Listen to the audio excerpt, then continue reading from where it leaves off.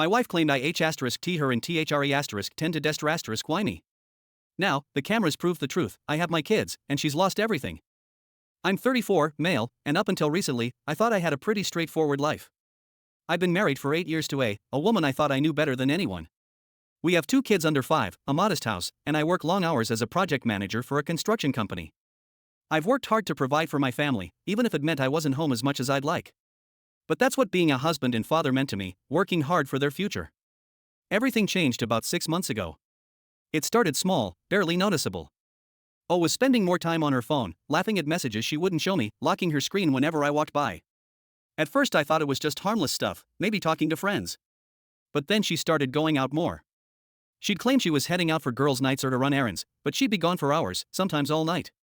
One night, she didn't come home until almost 2 a.m. I waited up, pacing the living room, trying not to let my thoughts spiral. When she walked through the door, I asked her where she'd been. I wasn't aggressive, just concerned. But she blew up at me, said I was smothering her, acting paranoid. I was taken aback. That's when she dropped the line that stuck with me. Maybe you're the reason I don't want to be home. Maybe it's your fault. It was like a slap in the face. I work 60 hours a week to keep our family afloat, and she's telling me it's my fault she's never around? I swallowed my frustration, but the doubt had already started creeping in. Little things added up, the extra time spent getting ready before going out, the mysterious texts, the late nights. I wanted to believe she was just going through a phase, but deep down, I knew something was wrong. A couple of weeks later, I confronted her again. This time, I didn't hold back. I asked her point blank if there was someone else. Her reaction? Complete denial. She became even more defensive than before, accusing me of being controlling, paranoid, and insecure. She flipped the script on me, making me feel like I was the problem. But her words didn't match her actions. Something was off, and my gut wouldn't let it go. So one night after she went to bed, I did something I never thought I'd do. I checked her phone. It wasn't out of nowhere. I had reason to be suspicious, and I needed answers. Most of her messages were gone, deleted. But she'd left just enough behind. A half-erased text conversation with someone I didn't recognize. The tone of the texts was flirty, too flirty for someone who's supposed to be married. I sat there staring at the screen, my heart pounding in my chest. I felt like I'd been hit by a truck. My wife was cheating on me. The realization slowly washed over me, mixing with anger and betrayal. I sat there for what felt like hours, running through every moment in the past few months, piecing together all the little signs I'd ignored. But the worst part wasn't even the affair. It was the fact that she'd been lying to my face, gaslighting me, making me feel like I was losing my mind. The next morning, I confronted her again. I told her I knew about the texts, that I had proof. She didn't even flinch. Instead, she doubled down, denied everything. She said I was crazy, that I had trust issues, that I was making things up, and then she hit me with something I'll never forget.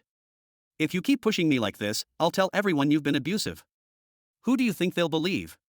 Me or you? I stood there, speechless. Abusive? I'd never touched her, never even raised my voice beyond normal arguments. And yet, here she was, threatening to paint me as some kind of monster. I realized then that she was capable of far worse than just infidelity. She was willing to destroy me, to lie and manipulate in ways I hadn't even imagined. That night, I didn't sleep. I couldn't. I kept hearing her words over and over again. She knew exactly how to weaponize her accusations. She knew that if she framed me for abuse, my reputation would be shattered, my job gone, and worse, she'd take the kids. I was terrified. It felt like my entire life was teetering on the edge of a cliff, and all it would take was one false accusation for everything to come crashing down. But then, in the middle of the night, I had an idea. I knew that if she ever followed through on her threat, I'd need proof. Something solid to protect myself. That's when I decided to install cameras. Nothing creepy. Just in the common areas of the house. The living room, kitchen, hallways. Places where any accusations of abuse could be proven false. I figured if she ever tried to frame me, I'd have evidence to show what really happened. For the next few weeks, I played along. I didn't let on that I knew what she was doing. I kept my head down, stayed calm, and waited. I didn't want to give her any reason to suspect what I was planning. And then, one night, it finally happened. We were arguing again. Nothing new at this point. I had stopped trying to get her to admit to the affair. There was no point. She'd just keep lying. But this time, she took it to another level. She started screaming at me, saying I was being aggressive, that I was scaring her. But I wasn't yelling. I wasn't even standing close to her. I knew what she was doing. She was setting the stage. And then, she threw herself against the wall, screaming at the top of her lungs, "Stop hitting me! Why are you hitting me?" I froze. I was nowhere near her. I hadn't laid a hand on her. But her performance was Oscar-worthy. The way she shrieked. The fake sobbing. It was horrifying. If anyone had been there to witness it, they'd have believed her in a heartbeat. And that's exactly what she wanted. She stormed off upstairs, crying loudly, locking herself in the bathroom. I stood in the living room, my heart pounding. This was it. She was going to call the cops, tell them I'd been violent. She was going to ruin my life. But then I remembered. The cameras. I pulled up the footage on my phone, my hands shaking. And there it was. Clear as day. Me, standing near the kitchen. Nowhere near her when she threw herself against the wall. The relief that washed over me was immense. But it was quickly replaced by anger. How could she do this? How far was she willing to go to destroy me? I didn't confront her right away. I needed a plan. I copied the footage, saved it in multiple places. My phone, the USB drive, even emailed it to myself for backup. I wasn't going to let her get away with this. But I knew I had to be smart. I couldn't just throw it in her face. I needed to hit her where it hurt. The next morning, I contacted a lawyer. I explained everything. The affair, the lies, the threats, and now the staged abuse. I showed him the footage, and he was floored. He said it was one of the clearest cases of manipulation he'd ever seen. We discussed my options. He said I had enough to file for divorce, and more importantly, to fight for full custody of the kids. Over the next few days, I gathered every piece of evidence I could. I printed out the few texts I'd recovered, saved all the camera footage, and prepared for the inevitable war. I had to play it cool until everything was ready. I still hadn't confronted her, still hadn't let her know I was onto her. I acted like everything was normal, like her threats didn't faze me. But inside, I was seething. And then the day came. I served her divorce papers. Her reaction was immediate. She was livid. She screamed at me, accusing me of trying to destroy her life, of abandoning our family. She even tried to twist things again, claiming I'd been emotionally abusive for years, that this was all just revenge. But I didn't engage. I stayed calm. I told her I had the footage, and that I'd already spoken to my lawyer. I'll never forget the look on her face when I said that. For the first time, she looked scared. Really scared. She realized that her lies wouldn't work anymore, that she couldn't manipulate me like she had before. She tried to argue, tried to make excuses, but I didn't budge. I'd waited too long for this moment. Over the next few weeks, things got ugly. She tried everything. Tears, rage, threats. But I had the upper hand. My lawyer was brilliant. He used the footage to tear apart her credibility in court.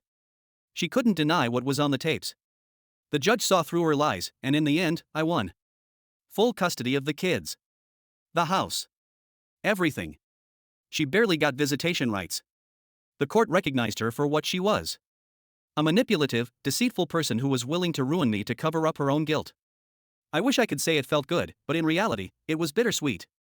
I didn't want it to come to this. I never wanted my marriage to end this way, but she left me no choice. It wasn't a victory I wanted, but a necessary one. I thought back to all the years we'd spent together. The good moments, the times I thought we were happy, and how much I'd sacrificed for this family. Now, I was looking at the remnants of a relationship that had been built on lies.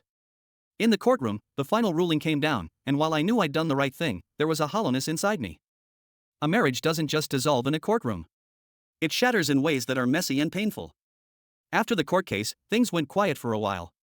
She stopped with the theatrics, no more screaming matches, no more threats, but I knew better than to think it was over. People like her don't just give up. The fact that she'd lost everything, the house, the kids, her freedom to spin the narrative, meant that she was simmering underneath, waiting for her next move. A few days after the court's decision, she showed up at the house unannounced.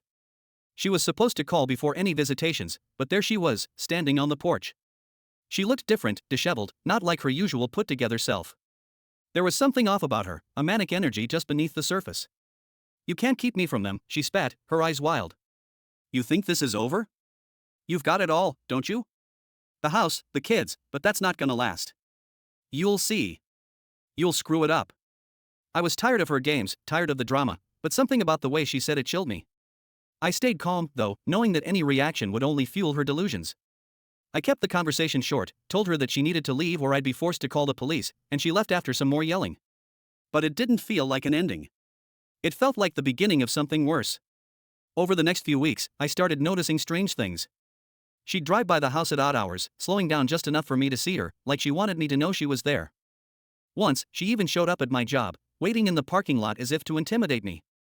I had to take a restraining order out just to keep her at bay. It was surreal. This was the woman I had once loved, who I had built a life with, now reduced to this unpredictable, vengeful shadow. But while she was busy plotting how to tear me down, I was one step ahead. The cameras were still in place. Every visit, every drive-by, every time she tried to show up unannounced, it was all recorded. I'd learned my lesson. Evidence is the only thing that speaks when dealing with someone like her, and I wasn't going to let her turn this into another round of manipulation. One night, about a month after the court ruling, I got a call from my lawyer. Apparently, they had tried to file a complaint against me, claiming I was keeping the kids from her, violating the visitation agreement. She painted herself as the victim once again, saying that I was denying her access to her own children, trying to turn everyone against her. But like clockwork, the cameras came to my rescue. I had footage of every interaction, every scheduled visit that she missed, every time she had lied or tried to twist the situation in her favor. The complaint was thrown out almost immediately. This time, though, I wasn't content with just defending myself. I wanted to go on the offensive. She had crossed the line too many times. I wasn't just going to sit there and let her get away with it, so I made sure my lawyer filed for a modification of custody. I wanted to restrict her visitation rights even further. She was unstable, and I had more than enough evidence to show it. The constant harassment, the lies, her inability to stick to the visitation schedule, all of it painted a clear picture of someone unfit to be around our kids. The hearing came quickly. I remember sitting in the courtroom, my lawyer presenting all the evidence. The drive-bys, the unannounced visits, the false accusations. I could feel her eyes on me, seething with hatred, as if this was all some kind of elaborate scheme on my part. But the truth was right there, plain as day, captured on camera. She tried to defend herself, of course. She said that I was alienating her from the children, that I was monitoring her, as if I were some kind of paranoid stalker. She spun her web of lies, but the judge wasn't buying it this time. The footage didn't lie. It wasn't just my word against hers anymore. It was irrefutable evidence. The judge ruled in my favor. She would only be allowed supervised visits from now on, and even those would be limited. She tried to destroy me, but in the end, she was the one left with nothing. I could see the defeat in her eyes as the judge read the ruling. She looked smaller, deflated, like the reality of her situation had finally hit her. After the hearing, I walked out of the courthouse feeling a strange mix of emotions. Relief, yes, but also sadness. I didn't want this. I never wanted to fight for custody in court or use cameras to prove my innocence. I never wanted to think of the woman I married as a manipulative liar. But that's what she became. Or maybe, that's who she always was, and I was just too blind to see it. The months that followed were quieter, more peaceful. The kids adjusted to the new routine, and I did my best to create a sense of normalcy for them. They were too young to understand the full extent of what had happened, and I was grateful for that. I didn't want them growing up with the knowledge of how toxic their mother had become. I haven't heard much from her since. She moved out of state shortly after losing the supervised visits, probably to start over somewhere far away from the mess she created. I'm still not sure if she'll try to come back into our lives one day, but I'm prepared if she does. The cameras are still up, the evidence is still there, and I'll never let my guard down again. Looking back on it all, I've come to realize that sometimes the people we trust the most are the ones capable of hurting us the worst. The betrayal wasn't just about the affair. It was about how far she was willing to go to protect herself, even if it meant destroying me in the process. But I wasn't going to be another one of her victims. I fought back, and I won. If there's one thing I've learned, it's that you can't take anything for granted. Not trust, not love, not even your own safety. And if you ever find yourself in a situation like mine, don't wait. Don't let the lies fester. Protect yourself, get the evidence, get the facts, and be ready to defend yourself when the time comes. And hey, if you've stuck around this long, maybe hit that subscribe button. You never know when another wild chapter of life might unfold. It's been one hell of a ride so far.